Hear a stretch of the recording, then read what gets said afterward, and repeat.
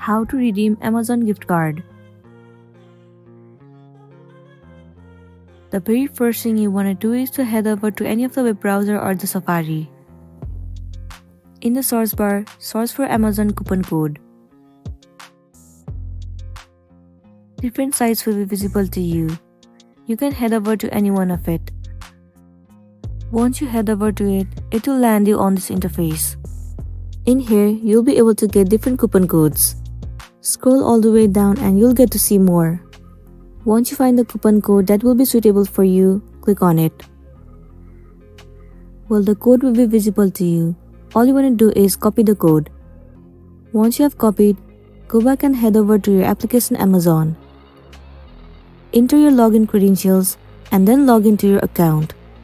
Once you are logged in, head over to your profile at the bottom. You have to move into your account. Inside account, head over to manage gift card balance. You will see the option where it says redeem another gift card.